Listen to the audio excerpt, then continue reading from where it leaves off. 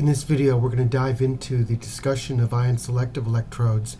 This is part one of a two-part series, breaking up the video so it's a little shorter than it would be if I included all the slides and discussions at the same time.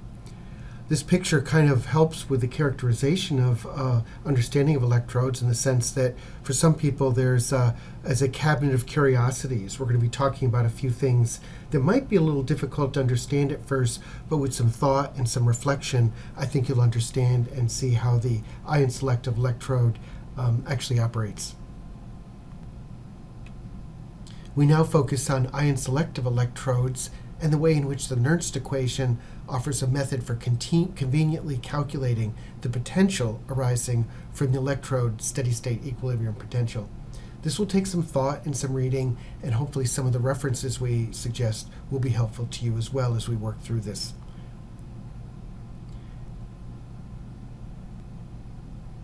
In terms of the measurement options in front of us, we're obviously focused on electrolytes, and we're going to be looking at some ionophore binding, and with that we'll be using the potentiometric electrochemical techniques, of course, for us to be able to pick up a lot of these electrolytes. We've seen this before, and again, once again, we have electrolytes, which is the center of gravity of our discussion, and the transducer is electrochemical, which produces this signal, which we then can analyze. We spoke extensively about the clinical relevance of the electrolytes in the prior lecture, so we don't need to go through that again. In potentiometry, it's really one of the most powerful electrochemical methods and very commonly used as an analytic platform for selective and sensitive detection of an analyte concentration. The interesting thing is that the sensors measure electrical potential between a working and reference electrode at zero current. This zero current concept can be a little difficult to understand, but hopefully that'll be clear in the discussion ahead. The zero current model for electrochemical interface between an electrode and an aqueous solution, this is a really important concept and central to understanding the function of the electrodes. A part of this is this idea of the double layer model, and we'll get to that in just a bit, but this helps with the notion of the zero current electrode. So the double layer model plays a big role in the zero current electrodes concept, and we have some slides on that which will hopefully make this concept very clear. So both the indicator and the reference electrodes have the silver chloride reference wires, and again, we'll dive into those in a minute. But this is sort of an overview of, and this is the important part of the zero current, is having this high impedance voltmeter between the two electrodes, the indicator and the reference electrode, that are immersed in the measuring solution. Double layer concept. This really gets to the core of how the zero current measurement occurs.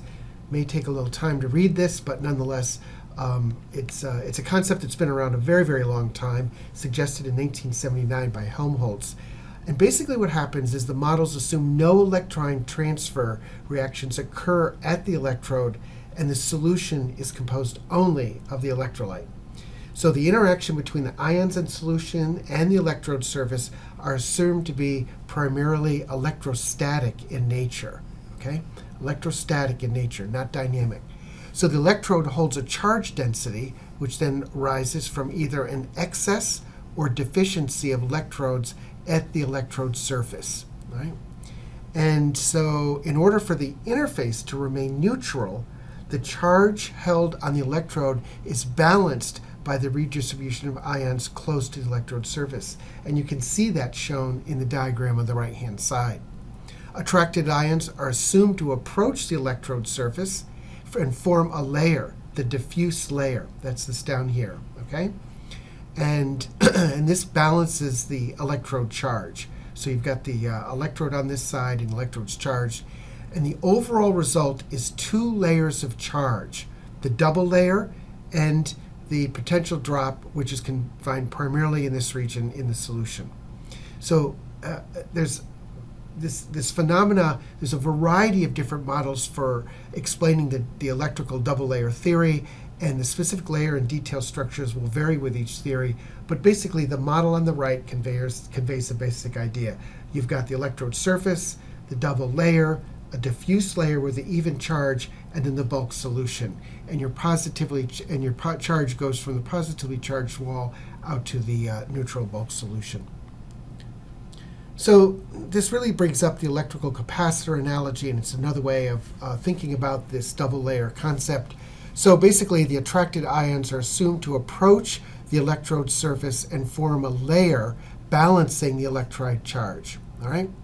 And the distance of the approach is assumed to be limited to the radius of the ion and a single sphere of the water molecules bound to each ion.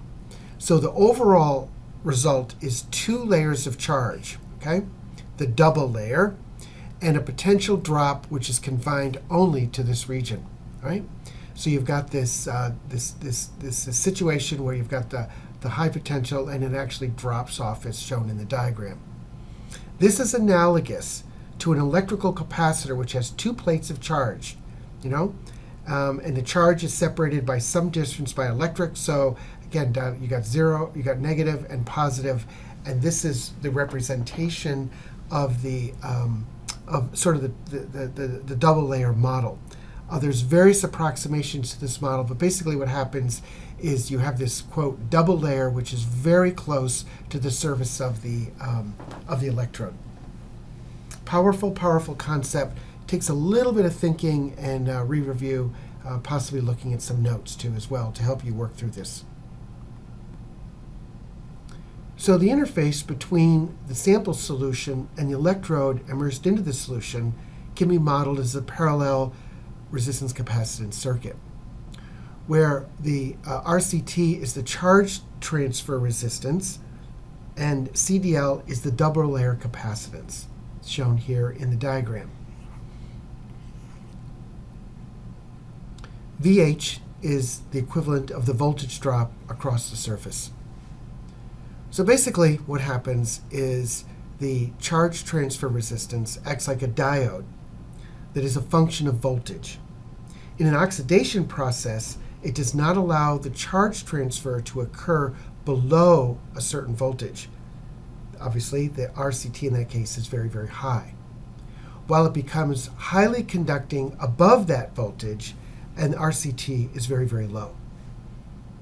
So the change in the resistance, the RCT, relates to electrode processes in which a certain minimum voltage drop across the interface is needed.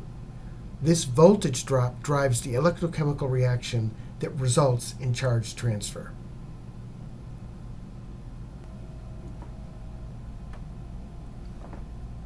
It can be shown that the driving force behind the extraction of ions and the development of a boundary potential can be expressed in terms of the Nernst equation. The Nernst equation tells us what the potential of an electrode is when the electrode is surrounded by a solution containing a redox active species with an activity of its oxidized and reduced species. So we have AOX as the activity of the oxidized species, BRED as the reduced species, and so the Nernst equation gives us a relationship between some parameters and the value of these particular activities. So there's numerous references on the derivation. There are numerous references on the derivation in various forms of the Nernst equation. There are numerous references on the derivation in various forms of the Nernst equation. And to the right, we provide a summary of some common forms. We spoke of this one quickly, but there's this version and there's this version. And really it has to do with the way in which you may have substituted parameters and assumed some common values. A big part of the potentiometry is the silver chloride reference electrode. So two electrodes are necessary to make a potential. It's been said that electricity with a single electrode is like the sound of one hand clapping. So in potentiometry, we need two electrodes, and one is generally called the indicator electrode, and the other is called the reference electrode. The indicator electrode possesses some characteristics that allows it to selectively respond to changes in the activity of the analyte being measured. That's the focus of this lecture. For the measured potential to have meanings in this context, the reference electrode must be constructed so that its composition is fixed and it is responsible and is stable over time. Its response is stable over time, with observed changes in measured potential due solely to changes in analyte concentration. Solely due to analyte concentration changes. So a stable reference electrode is needed to reliably measure changes in the ion-selective potential. Silver chloride electrodes are a common choice due to their practical, simple, effective, and stable design. This is very, the electrode is highly sensitive to the chloride ion concentration, and it exhibits a very, very strong what we call Nernstian response. The reference electrode is to act as a reference in measuring and controlling the working of electrode potential without passing any current. Okay? Without passing any current. An ion-selective electrode is an electrochemical sensor utilizing the principle of potentiometry. Here we use the standard reference silver chloride electrode. It's very, very commonly used. Diagram of the typical sensor looks here. You have the electrode body, and you've got this ion-selective membrane. You will choose different membranes based on different analytes and different electrolytes that you're interested in measuring. There's going to be a solution inside here, and you can see that the reference silver wire is shown here. And there's your electrode contact. So this is kind of the basic unit, and we'll see that two of these combine to produce the system we need to make our measurements. As suggested, we have the indicator electrode and the reference electrode. Our system is going to be composed of an indicator electrode, shown down here, and a reference electrode. So the electrode that contains the membrane or glass, right, results. Here we have a basic system description of our ion-selective electrode. And as mentioned earlier, we're going to have the indicator electrode and we're going to have a reference electrode.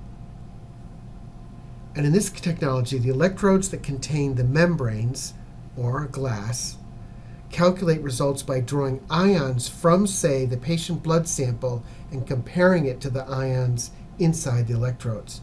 So you've got the internal electrolyte, you've got the sample solution, you've got two ion-selective electrodes. One has a membrane, and the other has the liquid junction. So basically what happens is the ISE converts the amount of ions in a solution to an electric potential. Now, there are more than one type of ions in a solution, and so the ion-specific electrode manages this situation with a selective membrane that only allows desired ions to go in and out. At equilibrium, there's a potential difference existing between the two sides of the membrane, and this is governed by the concentration of the tested solution. So again, think of the Nernst equation. So this is again your ion-selective electrode, in which the membrane, and this is going to be attracting ions.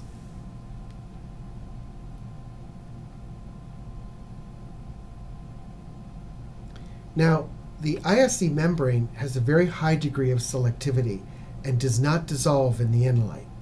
So multiple electrodes will be required to measure each of the multiple electrolytes in the blood.